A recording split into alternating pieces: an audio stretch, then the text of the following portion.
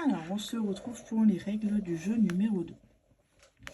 Alors, dans ce jeu, vous allez devoir aller du départ, qui se situe juste ici, à l'arrivée en restant en vie. Vous allez devoir vous munir de la carte Zazu, donc sur laquelle vous avez pris les notes précédemment. Effacez vos notes de préférence, moi je ne vais pas le faire parce que honnêtement je n'ai pas besoin de cette partie-là. Placez-vous sur le départ, donc je vais faire un petit rond sur le départ.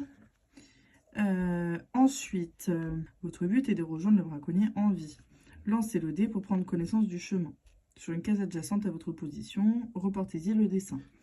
Donc le 1 correspond à ce dessin, le 3 à celui-ci, le 2 à celui-ci. Le 6 me fait perdre une plume, le 5 me fait gagner une plume, le 4 me donne un point d'interrogation.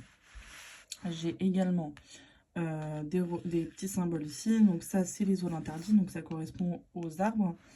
Là, le départ et l'arrivée, et ça c'est égal aux vies, c'est-à-dire que c'est les plumes de Zazu, je ne peux pas dépasser le quota qui est juste ici, hein. Donc c'est-à-dire que malheureusement, même si je gagne une plume et que mes vies sont pleines, je n'en rajoute pas une ici, d'accord? Et si jamais je gagne ou que je perds une plume, je dois les ajouter ou les récupérer ici. Lorsque vous arrivez sur ces zones, donc ça, lancez un dé, 1 et 2, appliquez l'effet, donc vous appliquerez l'effet du 1 ou du 2, donc ces formes-là. 3, 4, 5 ou 6, gagnez une plume ou une action au choix.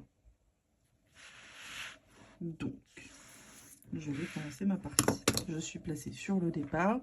Je vais prendre mon petit dé, bon c'est juste pour flex, hein. Je prends les nouveaux petits dés Zazu. Donc vous avez vu la patte. Elle va de moins en mieux bien dessiner selon les trucs. Bon, elle n'est pas finie, donc c'est pour ça qu'il y a un 1 et un 2. Ne jugeons pas. Alors, donc je vais pouvoir commencer. Donc je vais tirer un dé. Donc là, le dé est égal à 4. Le 4 étant égal à un point d'interrogation, je vais ouvrir. Donc je vais faire le petit point d'interrogation sur la case adjacente. Ce qui veut dire que maintenant, je me trouve ici et je vais retirer un dé. 3. Donc je gagne une plume ou une action. Je vais choisir de rejouer, puisque mes plumes sont pleines.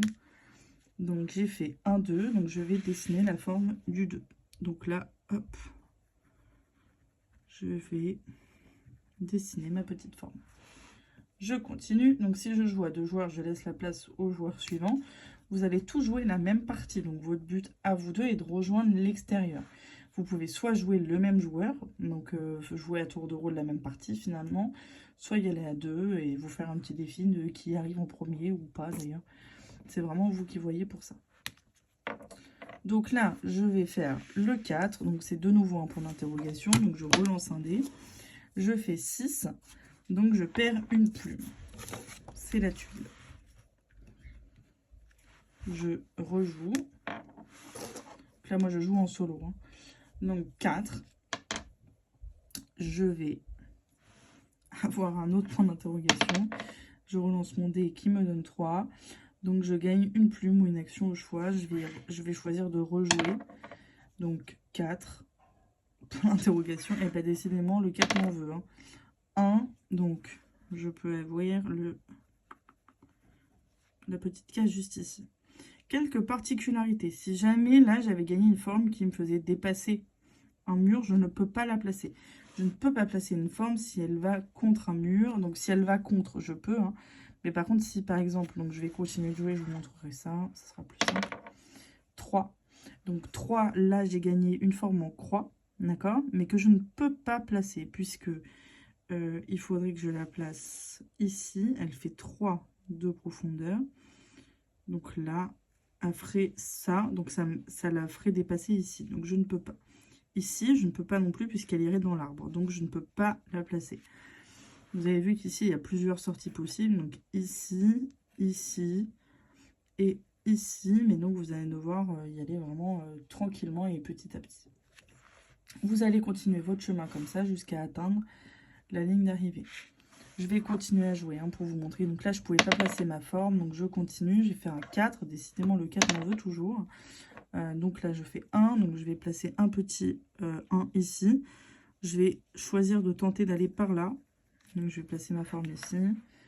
Je continue. 1, 4. 1, 3. Donc, Là, j'ai une croix que je ne peux pas placer, hein, toujours, donc je recommence. Le 1 m'arrange beaucoup. Donc, je vais continuer comme ça. 1, 1, de nouveau.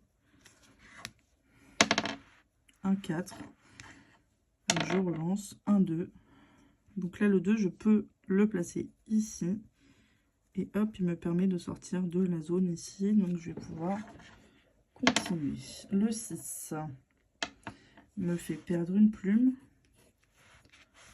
Et je continue ma partie comme ceci, hein, jusqu'à atteindre la sortie. Donc le 1,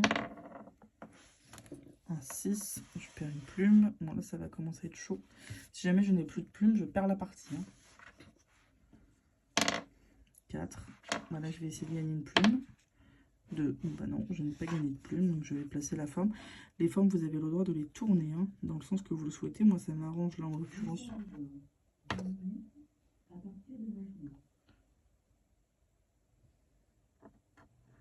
C'est ça que t'appelles pas faire de bruit?